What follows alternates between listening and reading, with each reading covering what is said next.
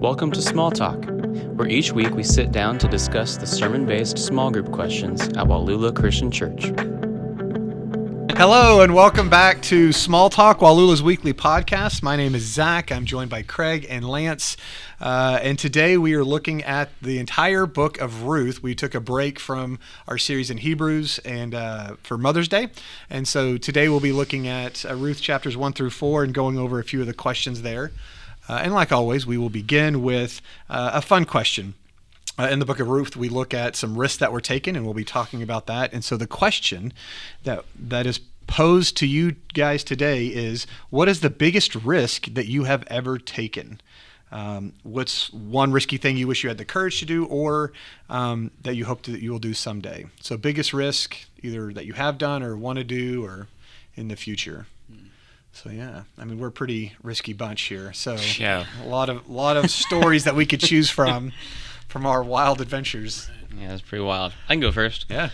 The first thing that came to mind was back. Let's see. I guess this was like 2016. Yeah. After Haley and I got married, we were both teaching full time. We lived in Manhattan, and we loved living there. And we went to University Christian Church and loved our small group and all these things. But we knew eventually we would probably want to make our way to Kansas City area. That's like Haley grew up in Tonganoxie, so like family was up here. And but anyways, it came sooner than we expected, and it was kind of a risk because we decided to move on the basis of Haley got a part-time job. And looking back, I'm like, what were we doing? We just graduated college. I was teaching at that point for 2 years, so I was still very young. And but yeah, so she got a job. It was a part-time job teaching elementary art. And she interviewed and got it right away. And then we're like, let's do it. And you know, a week later after that, they called and they said it actually got switched to full-time. So then we're like, okay. But for a week, it was a weird stage because we were like, she already accepted it. We made the plans, and then all of a sudden we're like, wait, should we do this? And then, you know, you start to realize the things that you will be leaving, like this small group that we just loved and got really close to, and all these different things. Just any time you have transition in your life. But that felt very risky, just, you know, moving our entire lives to go to a part-time job. And it took me a little bit to figure out some work too. But yeah, so it was kind of a weird little stage, but it ended up being great. Yeah. So There you go. I was thinking about there's a specific answer I'm thinking, but then I'm thinking like how I felt about it. So the riskiest thing, the biggest risk, I went skydiving. I remember I'm thinking like, what's the most dangerous kind of crazy thing out there thing. So my senior year, just graduated. Before I started college, a lot of money that I had from family members and whatnot through grad gifts, and I was like, what do I want to do with this? And I thought, I'd love to go skydiving. And I hadn't made up my mind, but I told my parents, I was like, oh, that'd be cool. And they said I would never do that. And I thought, one of these days I'm going to be so old that I'm going to say that. It's too dangerous. I got a house and kids and whatever, and I can't mess this up. So I just thought, before I get to that stage, I better do this now. Like, while I don't care, sure. If I, hurt myself, oh, well, I'll just go to the hospital, get better. And, I just really had so little, I don't have money to worry about. I just have this. So I was like, I better do this now while I have there's no expectations of me. And so my dad looked up a place, and it was in Harrisonville, and we went. And so I went tandem, which is you can go static line where you just hook and then jump out, and the chute pops open where you're attached to someone. And I thought two things. One is, if I'm attached to someone, I mean, that guy's not going to die. Like, he knows what he's doing, and he's not going to let himself, you know what I mean? Like, he's not going to let something bad happen. So, and the other one was I wanted to, like, the free fall experience, not just the hanging. So, and it was like 2 hours of training versus 6 hours if you're doing it by yourself on a static line. So anyway, did that. It was awesome. It was just exciting and fun. But I was also thinking, this isn't the biggest risk, but I was like, when was I the most nervous, of like, I don't know if I should do this. And the thing that gets me the most, which is not even the biggest thing, but I remember asking this girl I liked to prom my senior year, and being so incredibly nervous. Sure. Where I would go up and talk to her. I still remember, shout out to Talitha. And I went up, and on Monday I was like, okay, we're going to do it today. And I went up and I was small talking with her, and I was like, the whole time she's talking, I'm not listening. I'm just thinking, ask her, just do it now. Just do it now, get it over with. And I was like, well, you got to go. And I just chickened out. And every day I made a point to go talk to her, and chickened out every day. And on Friday I was like, oh man, you have got to do this, because you can't wait all weekend and then do this again on Monday. So I forced myself to ask her, and then, oh, I just realized I'm leading to another story. I wasn't even trying to tell that story. It's a complicated story. Anyway, she said, I'll let you know, and it's a whole other thing. I ended up not going with her, but it's such a good story. It's so funny. And maybe we could do a bonus episode. Maybe we could do a bonus episode, because it really would take too long to go down this rabbit hole. But the point is, I was really nervous about that. Yeah. I was just thinking that all great relationships begin with someone thinking, I'm not listening to you right now. I just need to say this. I was so scared. I want to say this. I'm not listening to what you have to say. I'm not listening at all. Like, haven't heard one word. Yeah. I was so nervous. Yeah. And because up to that point, I'd gone to dances like prom and prom before, and royalty and homecoming, but it was always with a friend. Like, I had a lot of friends that were girls, like youth group and stuff, and we'd go in a group, and it was very low stakes. And this was the very first time, my last dance of all high school, there was this girl I just had a big crush on, and I was like, I'm going to do it. Right. And anyway, so stay tuned for bonus episode to find out about that, I guess. But maybe I'll say, maybe next time be like, have you ever asked someone out? And then you should just start an offshoot podcast where you just tell all your stories. Right. Oh man, because I don't think we're gonna have a bonus episode. I don't think so either. Stories. I don't want to go. It would really go on and on, because there's layers to the story that goes on. Like when I was in college, people be like, oh, here's an embarrassing story. And then they would say, Zach, tell your prom story. So what happened after the conversations we had, it just ended up being like the one big story I always told. So anyway, but I remember being more scared about that than going skydiving. Right. Yeah. Like stakes were a lot lower, but man, I felt it a lot more. Everything went okay skydiving? Like, it was no great. Issues? It was great. I great. have a friend who was, I don't know how to say this correctly, but they were paralyzed, but not like from a crash, and then they were permanently paralyzed. But something happens sometimes to people when they skydive, and then you get to the ground, on the landing, and they were safe and everything. Everything's safe, but her legs didn't work. Whoa. She was... Like, was it temporary or permanent? Yeah. Like, she's fine today. Oh, weird. Wow. And all that. I do remember when we landed, they said, don't land on your feet. You're going to pick your feet up, and we're going to slide in on our butts. And so it all was fine. I'm with your parents. That sounds terrible. Yeah. When I read this question, I was thinking of, there's two ways to approach this, right? And so you kind of approach both. Maybe there's real life risks that you take, and we move somewhere, or we take a new job, or we ask the girl out or propose, those sorts of things, and those are real life risks, and probably way more important ones that I haven't mentioned. Or they're like, kind of the extreme sports kind of, going fast, and I'm pretty terrible at all of those. So I don't have a lot of big risks that I remember in junior high school on a youth group ski trip. So it was the first time I had ever been snow skiing before. And so, you spend half a day on the bunny slopes and ski school, and they're teaching you to a snow wedge and pizza, whatever they call that, and go slow and all that stuff. And so I'd done that and been up the mountain a couple times after in the afternoon and down the green slopes, right. And kind of enjoying that, and everything was going pretty well.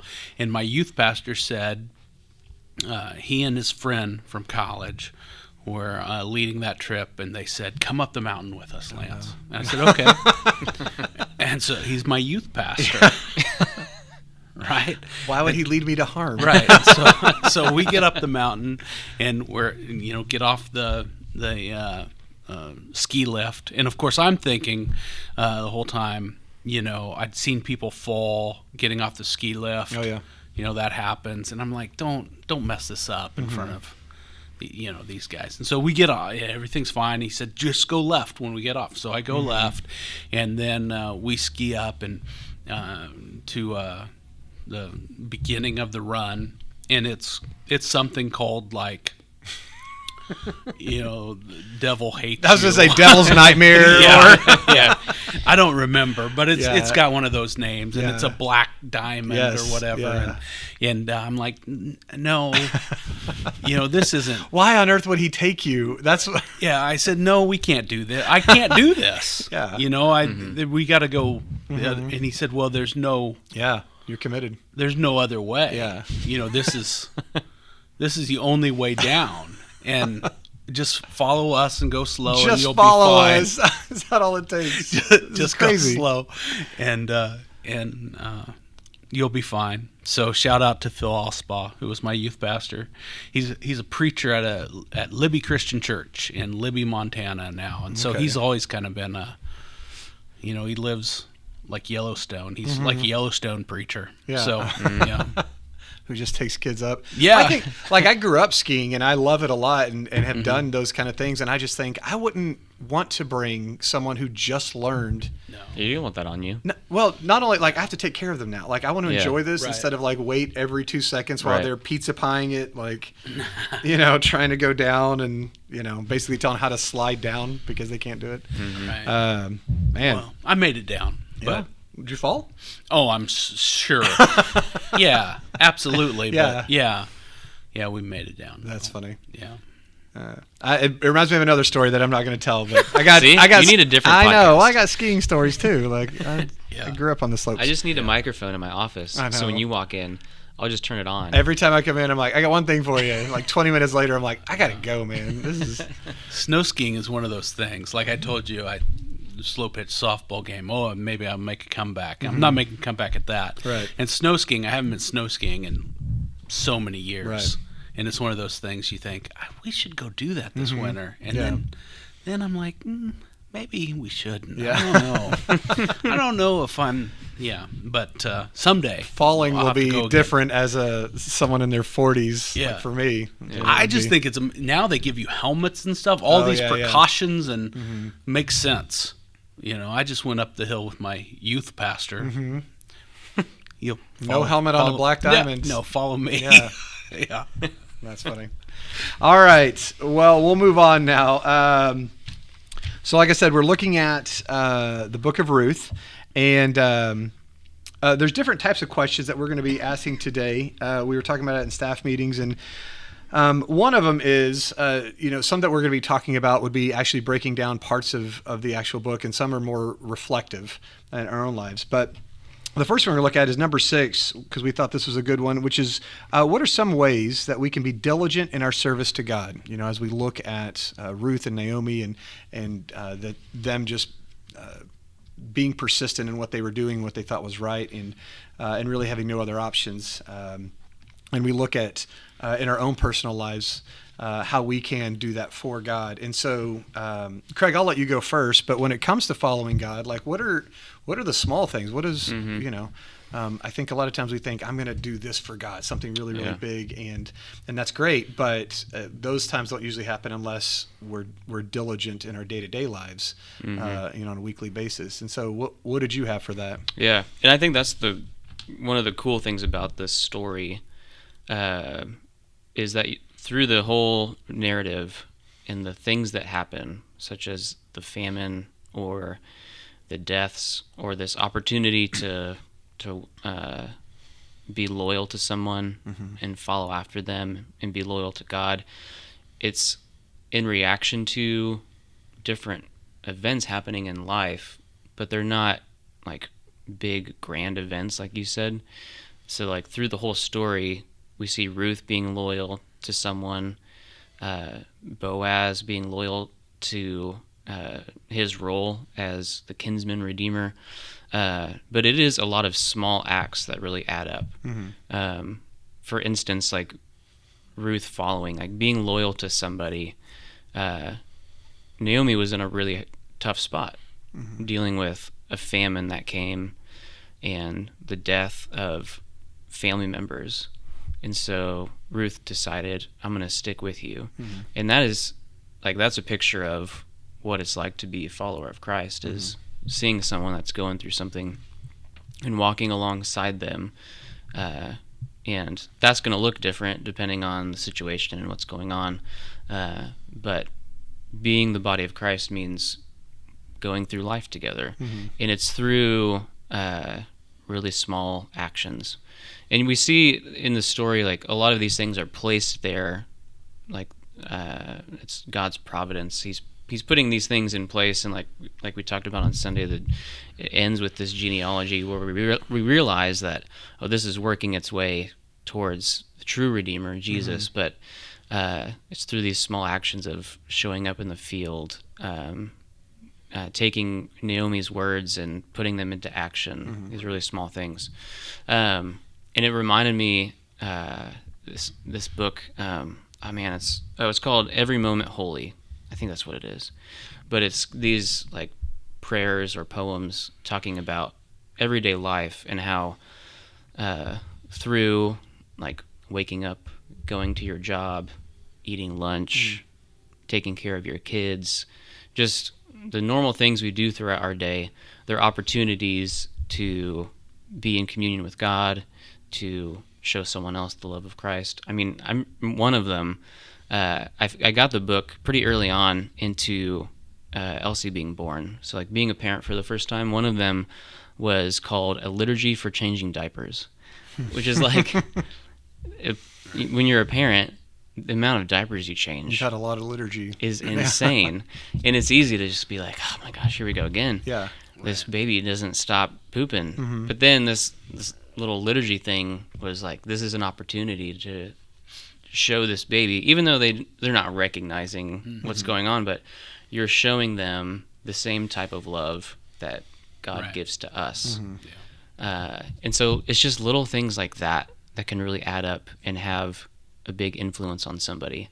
And this morning, I saw on Instagram, there's a band called Citizens. We sang one of their songs a couple years ago, but someone came to one of their concerts and told them how they were about ready to commit suicide, and there was just music playing on in the background, and a song from this band came on, and the guy set his gun down and listened to this song, and then realized there was still hope.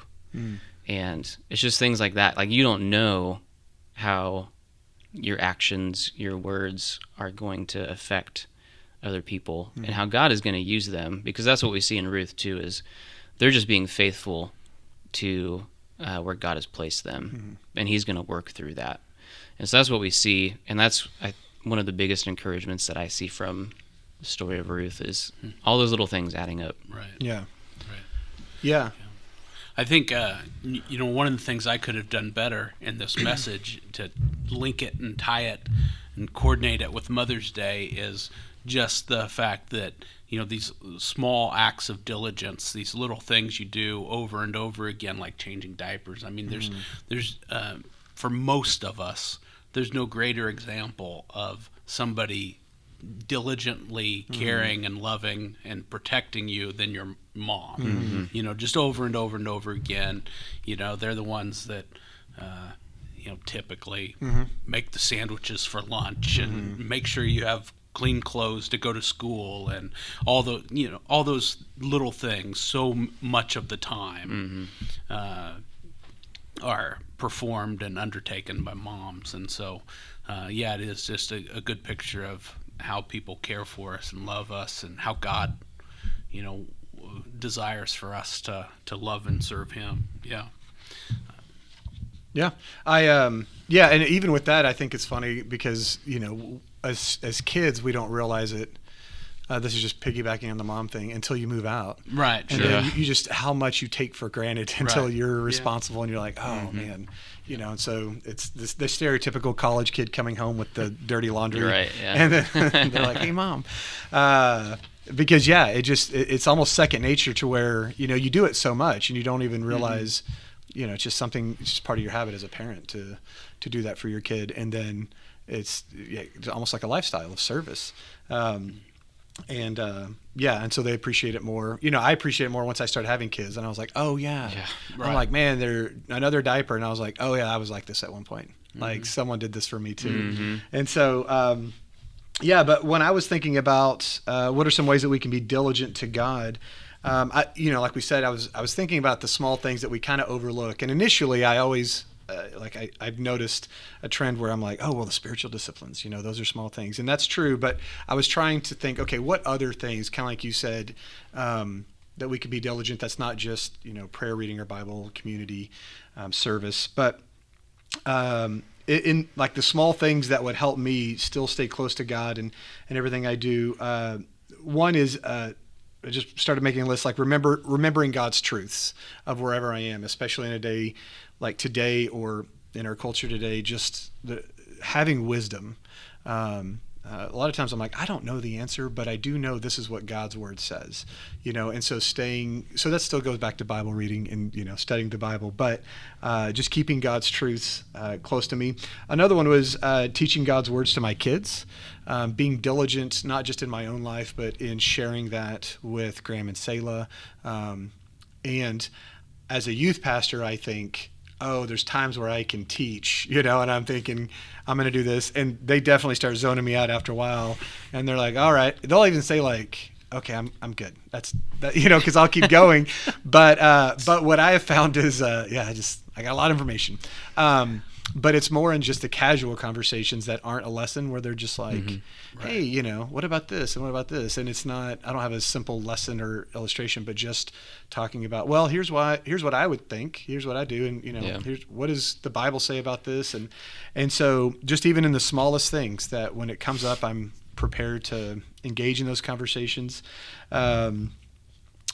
Guarding my own heart, I think, is a way to be diligent in just everything I do, especially with such access to media, of what I watch or listen to, or pop culture or whatever.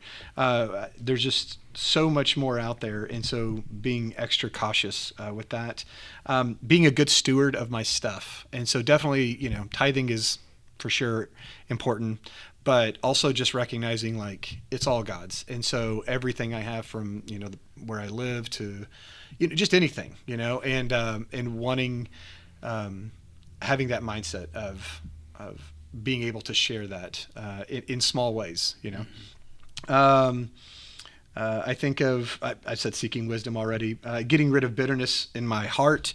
In Hebrews 12:15, I know we're not there yet, but we're going to be there soon. But it says, see to it that no one falls short of the grace of God, and that no bitter root grows up to cause trouble and defile many. And so just guarding myself against that, just on a daily basis, right? If I feel that creeping up. So this is just a quick list, right? It could have gone so many different ways with this, but thinking about what are some small things that I would need to be diligent in, so that when we talk about, I hope when the day comes I could stand firm and I could do this big thing or whatever, and that doesn't really happen unless you're diligent in these small things. And so anyway, I was just trying to think of more practical things, and that was some of the list that I got. Yeah, I just have two kind of odd ones, I think, a little bit, because they're not really, I guess one is kind of a task, but they're not really things we do. And the first one is pretty obvious, but prayer, right? We ought to be diligent in prayer. And I thought, okay, in our Bible reading in Acts 12, I read about the church praying for Peter, this morning in Acts 12, and that they were praying earnestly, and we ought to pray collectively. We ought to be together and pray together and do that. But then I was thinking about Ruth and Naomi, and that I recall in the book of Ruth, there's no place where it says, okay, and then Naomi and Orpah and Ruth sat down to pray about whether they were leaving Moab or not. Yeah. And Naomi and Ruth sat down to pray about which field Ruth would go into.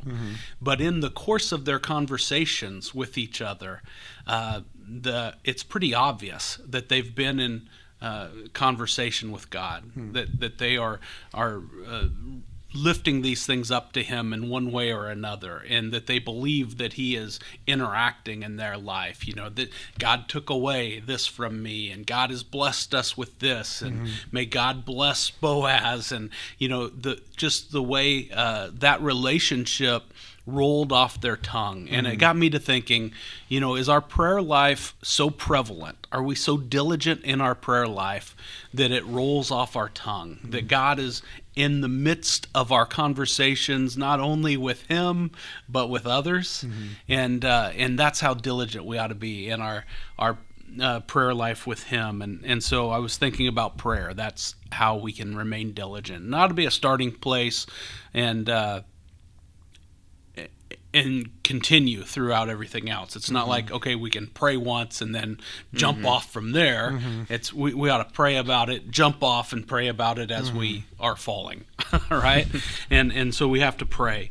And then I thought about waiting. In the book of Ruth, waiting is kind of a theme. We didn't really explore it on Sunday.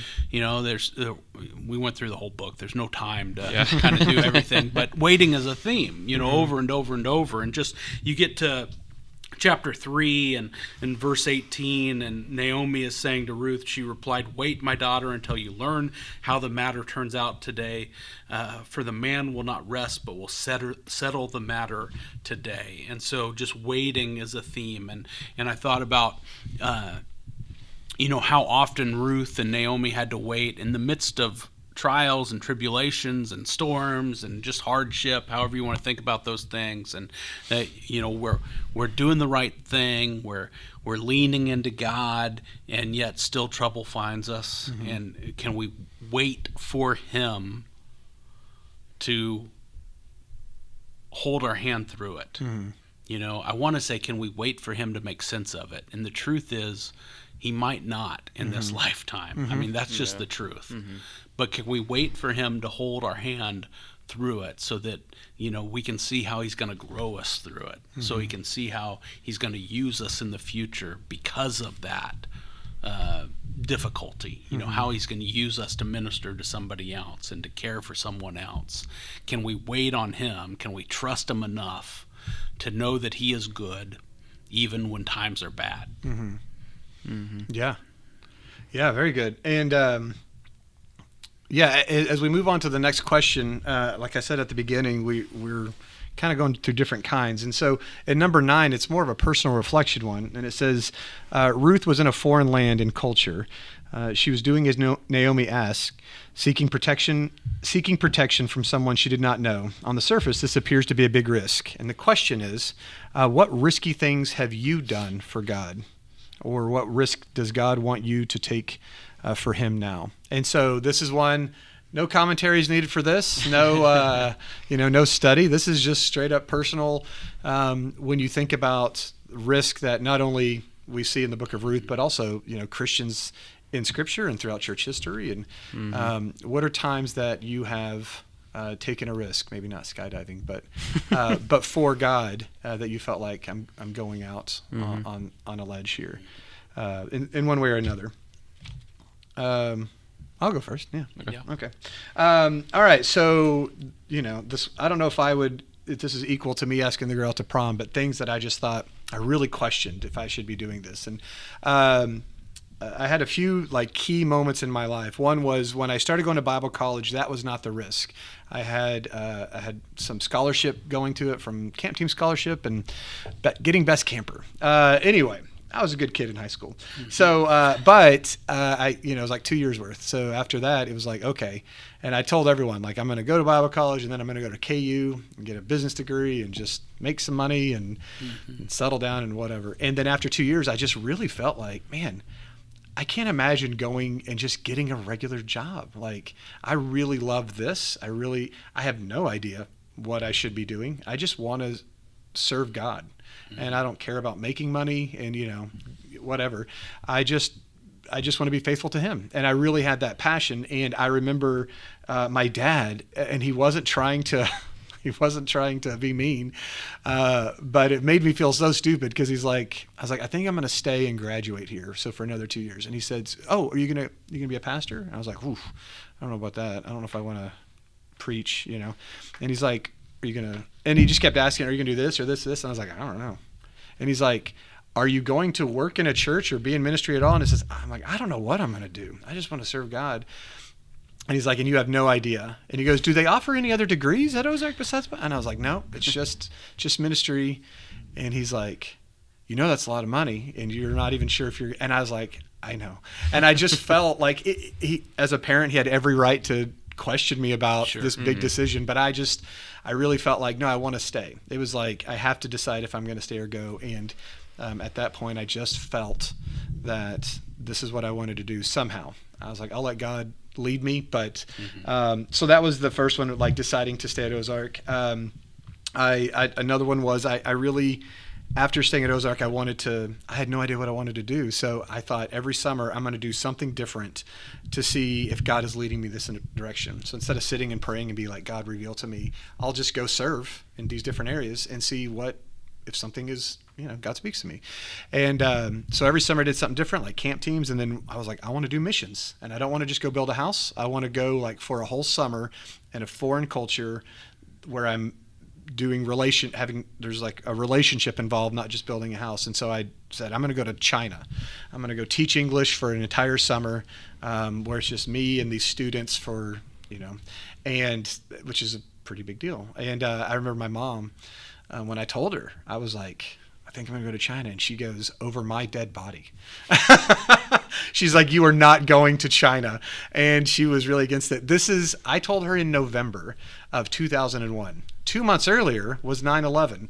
So she was anything, international was pretty scary. Yeah. So I give her a break on that. She was being a mom, but luckily I still decided to do it, and just, it developed this passion in me for missions when it probably was not the safest time to go and anything else, but I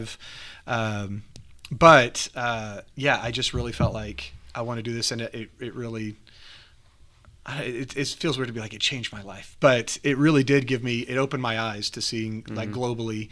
And even though I'm not a missionary, seeing the world through God's eyes that way. And then the last one is working here, because this was not the plan. I was not coming to Wallula. I came to Wallula after graduating because I was going to go into mission. I was going to be a missionary, and I needed to raise money for a year to support raise. So I told my youth pastor here at Wallula, Mark Palmer, hey, you got me for a year, I'll help out, and then I'm out. And then Mark, that bum, 2 months later was like, hey, I'm leaving, and you should take over. And I thought, no, my parents go here. I don't want to be here. I don't want to be stuck in Lansing. And I was like, look, I'll stay and help, but I'm out, in May. And so I after serving for 4 or 5 months and getting ready to, like, I had to make this decision to leave, I just really felt like at the time I should stay and be with the students that still don't have a youth pastor. And at the time we didn't have a pastor either, Lance was going to be coming on in a few months. And I really felt like God was, that I was supposed to stay. And that was, I don't know if the risk is the right word, but it really felt like I have no good reason to, I already had my plans, but I'm gonna do this because I feel like this is where I should be right now. And so, anyway, and 18 years later, I'm still here. And so, but I look at those big events and thinking I can't really rationalize it, but I feel like this is what God wants me to do, and so I'm going to lean into that. And so, anyway, that's personally some of the risky things that I think back in my life, and yeah. So. Yeah. One of mine it's kind of actually the continuation of my answer from the very first question, because when we moved up here on Haley's part-time job, and I was still looking for things, I got a job teaching music, so that was like the thing that I had to pay the bills. But at the same time, when we moved up here, Matt and Lexi Meyer got hired at KU Campus Christians. And just through knowing similar people, he reached out to me and was basically like, hey, he was jumping into a situation where the ministry had already existed for like 45 years, but it almost stopped existing. Like the board was about ready to just say, we're done. And so he stepped in and was ready to try to make things work, and but he needed someone to lead worship. So he contacted Haley and I, and we met, and I said, let's do it. And there was no paycheck waiting for me. There was no benefits to me, but it's just I was able to use my gifts to serve, and I had a heart for college ministry from my experience at K-State. And so the first week we had our Thursday night worship service, and we're in the back room of this house that's on across the street from KU campus, and supposed to start at 7 o'clock or whatever, and no one shows up. And so Matt said, well, we'll just start singing. And we sang, I don't know, 2 or 3 songs, and no one showed up. And Matt said, well, I'm going to go ahead and... I was thinking it was like, and then a bunch of kids started... Oh, okay. And then Matt said, well, I'm going to go ahead and preach this sermon. So he started going through his... Is it you? Me, Haley, and his wife, Lexi. Okay. And their baby. Okay. Audrey. And at that point, he got up to start his thing, and then one student shows up. And we went into it knowing that this girl, Sophie, was involved in the ministry, but she didn't really give like a yes or no, I'm going to be there. It was kind of like, I don't know. And then there was they owned this house, and the idea was that students would live in the house and participate in the ministry. And there was a girl living in there that had basically just gave up on the ministry. She started going to a different campus ministry. So we kind of had like one student, and we always think about that. We were like, all right, take a mental picture of this. Like, first worship service, a student shows up halfway through. And so, I mean, you look at that on paper, and you're like, I don't know, should we keep doing this sort of thing? Yeah, but we just kept at it and wanted to be faithful to see what God would do. And now you look at the ministry, and we just finished 7 years. And my role had changed over time. It was more of like a part-time thing, and now it's like really scaled back, and I'll go there and lead worship like once a month. But now on a Thursday night, I mean, it would range from, we'd start to have 3 or 4 students, and then it got up to 20 students at one point. But then now, in small groups, there's over 20 students, and they serve a meal on Mondays, and they get well over 60 students coming through the door every week. And to me, that's a huge picture of, Matt and Lexi, they showed up on a risk, because that was like, this is our full-time job. Right. And there's like barely anything there. But we just tried to remain faithful to that and to keep showing up, and God met us there, So that's really cool to see. And I think of the same thing too, just like stepping into ministry, and just like how I ended up here was a lot of decisions of just, and like we talked about earlier, like moving and transitions. There's always opportunity for risk in those things. And then when we started here, so I started in February. We had LC in May, and at that point, we felt strongly that Haley would stay home with the kids, and right now that's what we're doing. And we want to be able to have Haley at home and disciple our kids as they grow up before they get into school, and even like that's a risk, Sure.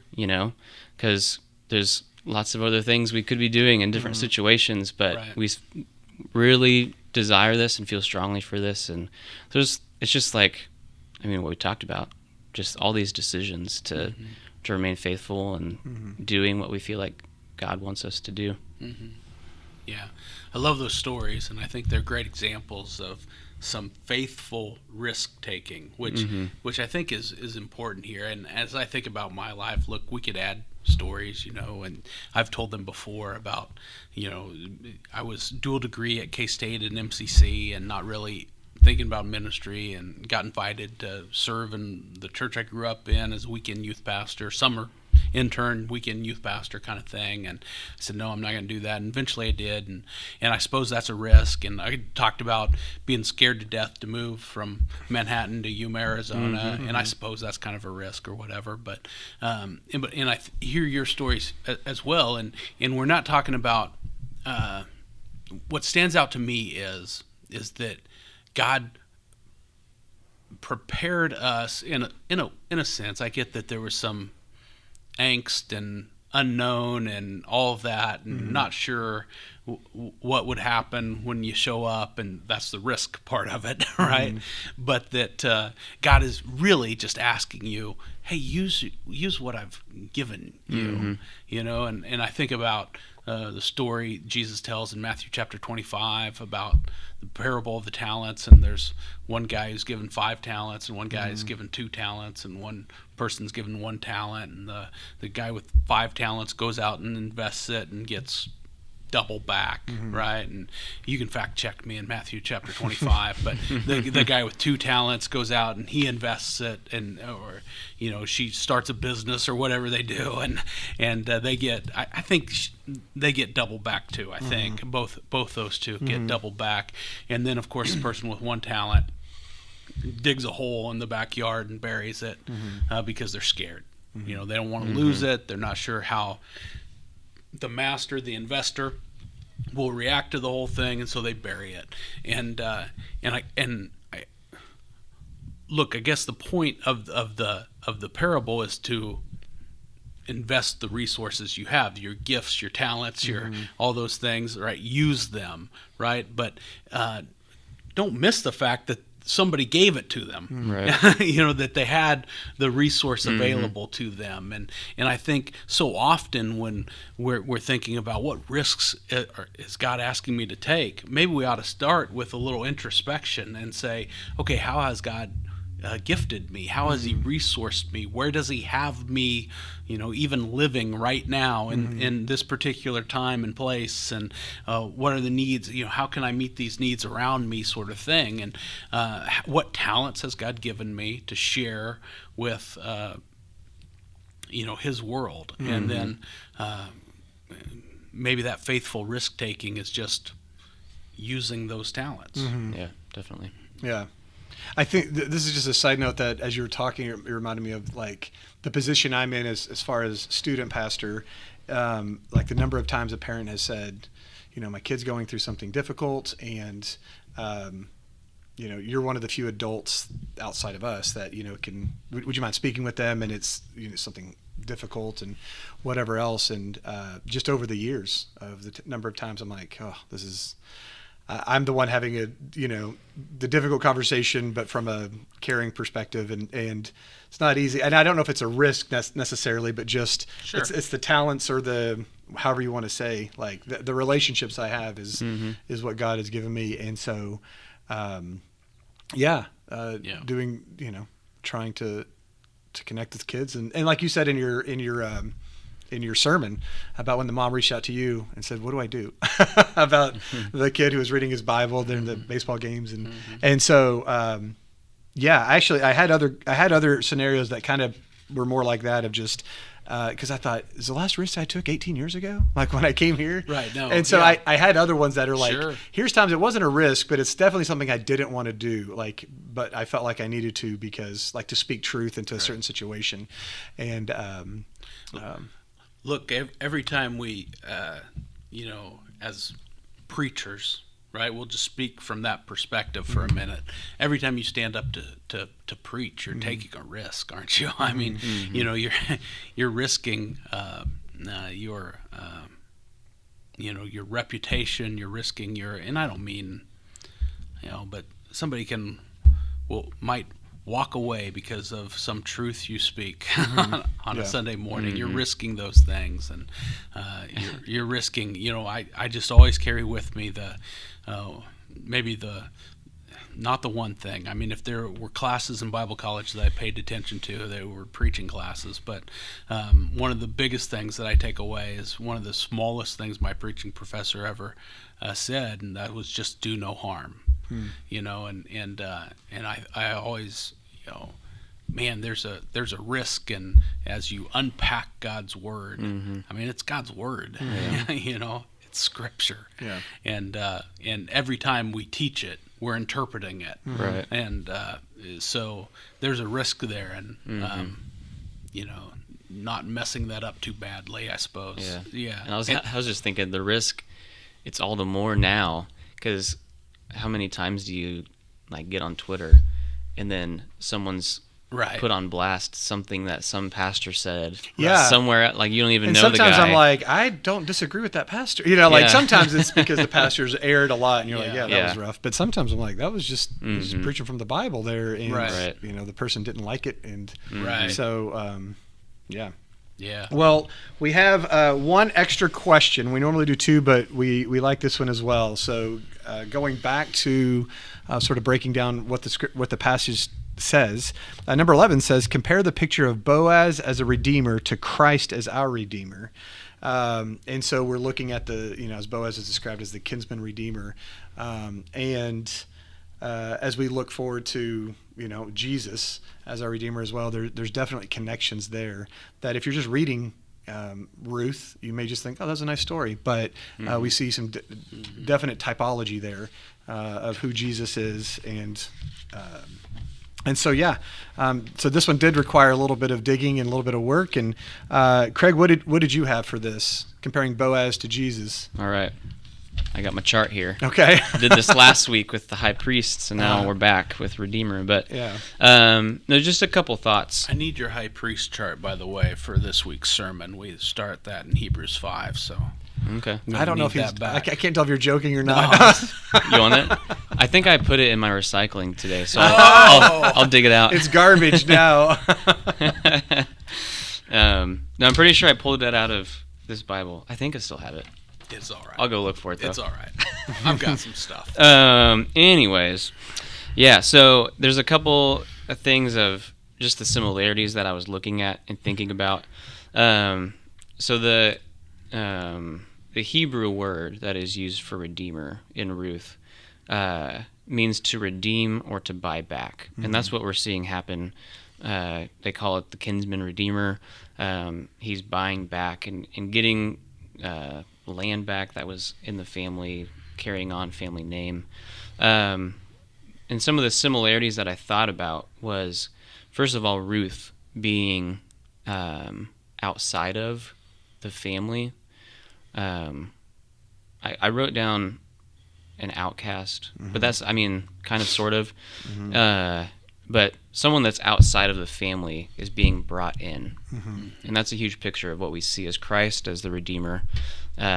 Because when Jesus showed up on the scene and the gospel message went forth, it was for everybody. It was for all the world. And so the picture of the gospel is that those outside of Christ are brought in because of his redemption, because of the cross and resurrection. Jew, Gentile, doesn't matter. And so that's one of the biggest similarities that I was thinking about, bringing someone outside that is it and bringing them in. And I thought about kind of the idea too. It's in Colossians 1, verses 13 and 14, talking about taking us out of a dominion of darkness and bringing us into the kingdom of light. And that's kind of, we see that a little bit in the story too, is Ruth, Naomi, they're in this situation where it kind of seems hopeless at first, and I'm sure they're like, what do we do about this? But then someone steps in and takes care of them in this role that they've been given, and that's what Jesus does for us. Sees us in place of darkness, carries us into light. And really, too, I guess my mind started going. So this is where my mind went. But we see that picture throughout the New Testament. We talked about it in Revelation a lot, being the bride of Christ. And we see that in here as well, as not only did he redeem and get back things for the family, but he also gained a wife. And that's part of the story too. As Christ as Redeemer, he went to the cross and paid the price so that we could be redeemed as the bride of Christ. Right. And as we await that perfect union. But as you said, as this picture is a type of what's to come, maybe I'm kind of like looking into it a little bit more, but my mind went there, and I thought this is a cool connection too, that kind of adds another layer to Boaz and Jesus and Redeemer. Yeah. It's one of those questions when we were like, we're going to pick this one. I was like, I don't know. Like going into studying for this, I don't have a quick answer, or so it was fun for me to kind of. Sometimes it's not as fun. Sometimes I'm really like trying to figure it out. But this one was really interesting to me. I hadn't really I knew vaguely the connection of like, oh yeah, you can kind of see Jesus in this, but really when you look into it, I'm like, I don't know how I missed it before. Like how many attributes, like you were saying, from Boaz that we see in Jesus. And some of the fun facts, I didn't even realize that the term kinsman redeemer is only used once in the entire. Like there's only one person who's mentioned as a kinsman redeemer in the entire Old Testament. That's Boaz. And they were giving, the thing I was reading was talking about the sort of the stats or background of Boaz. But it makes you wonder. I'm sorry, Zach. No, you're good. But it does make you wonder. Like this is Jewish law. Yeah. And like how often did this really play out? Oh yeah. Yeah. This was designed by God to care for people who couldn't care for themselves, to redeem people. Yeah. And just how often did that play out, right? It even when you think, if the hint here is when you say, oh well, kinsman redeemer is only used by one person in the Old Testament, that doesn't necessarily mean that there weren't others, right? But maybe if that's to hint to the fact that there weren't others, that this hardly ever happened, right? Then when the Pharisees ask, or Sadducees, was the Sadducees who asked if a man marries 7 times, Jesus, then which one is his wife, and in heaven, and it kind of that same sort of process is taking place there, right?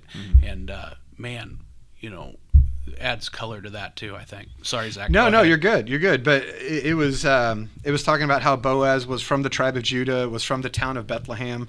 He has this role of redeemer, like you were talking about, and it's someone who helps the helpless, and that he was the only kinsman redeemer mentioned in the Old Testament. And it says that this one phrase, it says, Jesus came to the spiritually destitute, who were enslaved to sin, who were helpless. And then at an incredible cost to him, Jesus redeems sinners. And so we see sort of the same thing of, whereas Ruth we would be playing the role of Ruth in that story, where Boaz is the one who redeems Ruth. Jesus is the one who redeems us.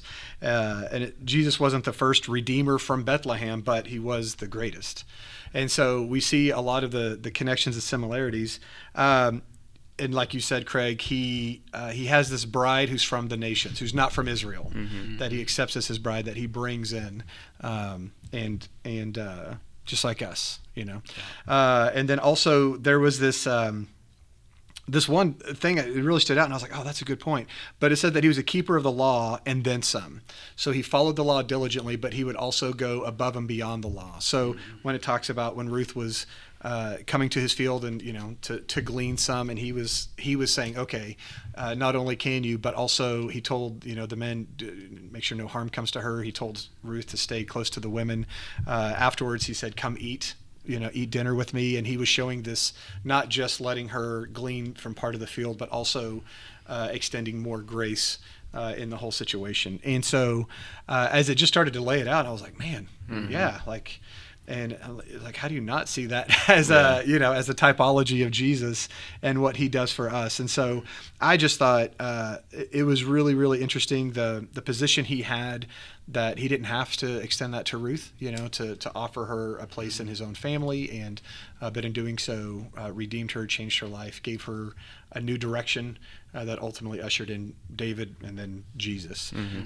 So yeah, this one was a really fun one for me, just kind of digging deeper into that. But yeah, what about you, Lance? No, I don't have much to add to that. I just think it's a cool story that ends with that looking towards the long game, the big plan that God has, and the ultimate Redeemer that you guys have both already talked about and nailed. I go back to Ruth chapter 4 and beginning in verse 14, where it talks about that Redeemer, and this is where I think it sort of switches from Boaz as Redeemer to the baby being Redeemer, and pointing to not this baby in particular, not even his baby, but this baby and down the line, and in Jesus. Verse 14 says, "Then the women said to Naomi, 'Blessed be the Lord, who has not left you this day without a redeemer, and may his name be renowned in Israel. He shall be to you a restorer of life and nourisher of your old age. For your daughter-in-law who loves you,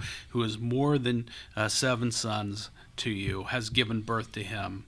And so he's to be renowned. He's a restorer of life. He's a nourisher in her old age. And all those things are true, I think, of Boaz, right? He's still renowned. We're still talking about him today.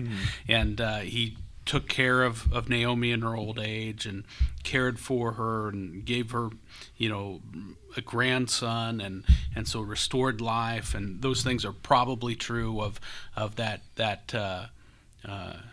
true of the fact that David enters that line, and so his kingdom is started, and then ultimately Jesus enters that line. And it's just interesting, I think, when you get to the birth of Jesus and you get to Luke chapter 2 verse 38, and if you remember they're going to the temple, right, and taking Jesus on whatever day it is they were supposed to take him just after he's born, and you get those stories about the prophet and the prophetess there in the temple, and there, verse 38 says that there were people in the temple waiting for a redeemer, and so this ultimate redeemer comes on the scene, and it's Jesus. And we get back to the book we're studying. Again, we'll start it back into Sunday in Hebrews, and you get to Hebrews chapter 9, verse 12, and he said, it says that he brought eternal redemption. And so Jesus is the final redeemer, the ultimate redeemer. He brings that eternal redemption. We don't have to keep going back and hoping for another after Boaz and after Obed and after David, and there's none other after Jesus. Right. So. Yeah. No, it's really good. I remember, this will be my last story, but like when I first started at Ozark, and I took Mark Moore for Acts, and he introduced this idea of the typology of Jesus in the Old Testament, and he says, where do we see Jesus in the Old Testament, right? And then so he starts naming characters, or someone said Adam. He's like, well, how does Adam point? And so he goes through, and then what you see is just all throughout, each of these characters, and you can see, through David as king, and through Moses as deliverer, and on and on and on. And then, once you get past the big ones, you still see, in Joseph and in Boaz, and it's just his fingerprint is just all over in the Old Testament, pointing to Jesus in so many different ways. And so it's just really good stuff. Yep. So, all right, guys. Well, thank you so much. Thank you for joining us, and we will see you guys next week. All right.